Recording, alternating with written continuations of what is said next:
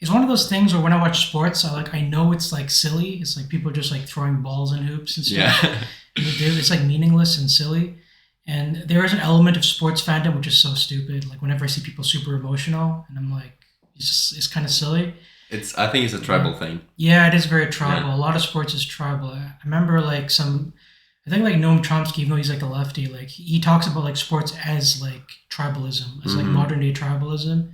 Whenever you watch like the like NFL or like even football in Europe, it's very tribal, like hooliganism and stuff.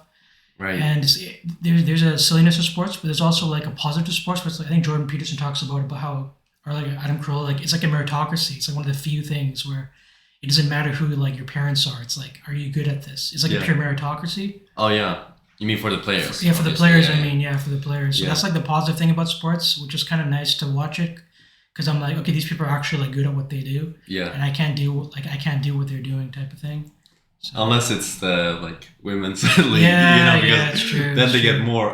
I'm probably gonna get killed for saying that, but then they're gonna get canceled. Woo! No, they're gonna get paid more by artificial means than pure advertisements, because they get like, if you look on the percentage of all the revenue that they make, apparently the women get a way higher fraction of that than the men, even though the men by amount of dollars get more, but the women get a higher fraction.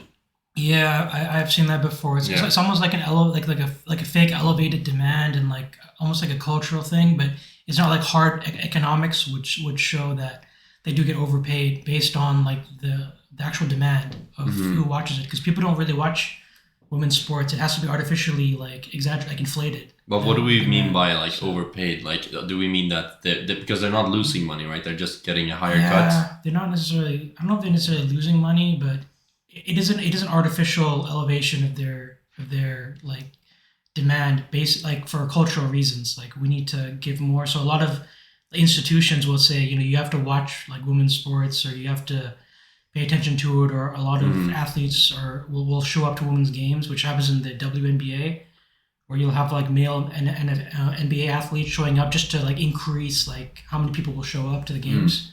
They'll say, "Oh, Shaquille O'Neal is in this game, so you should show up." Like in the audience? Yeah, in the audience. Oh. Yeah. They try to get people to buy tickets and stuff. I mean, I would hope he's not on court, No. Posing as a woman. That would be interesting if he did that. But, dunking on people. Yeah, that would be kind of interesting. Yeah. But yeah. So they but I think the argument that they're trying to make is that like they should get paid the same as men, Yeah. That's the argument that you will commonly hear. Like, well, we're both athletes and this is both our professions, but like the sad reality is that like the market doesn't really work like that.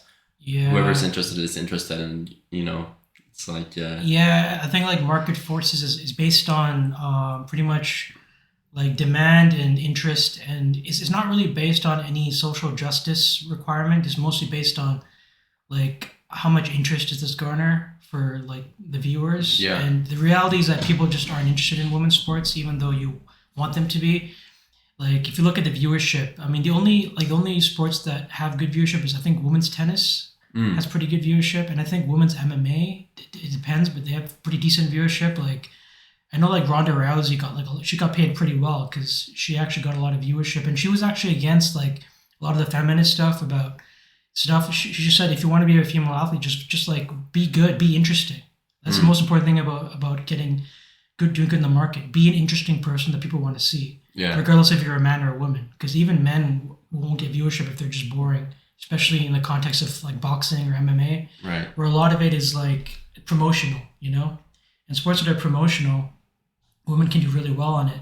What do you mean by promotional? Promotional just means that like your persona is a big part of the market interest in you. So for example, if you play for like the NFL or the NBA or the NHL, it's like a team sport, and you have like a union and you have like an organization. It works like a corporation almost. But if you're like a fighter, like a prize fighter, you're almost like an individual contractor where your like job, Conor McGregor. Like Conor McGregor, where your money that you're going to make is based on how much interest you can individually garner. So So, for That's kind example, of interesting. yeah. So, for someone like Conor McGregor understood that, where he kind of promoted himself. He didn't promote his fight skills. He's like, you should watch not the UFC, you should watch me.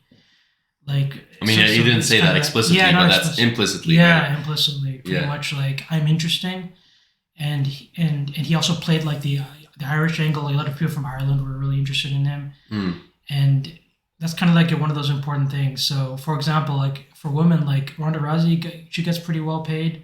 That's a tennis player? No, she's an MMA fighter. Oh, okay. She's actually in the UFC for a couple of years, and and then even like so. In tennis, they do actually have equal pay for prize for their tournaments, like in Wimbledon and stuff.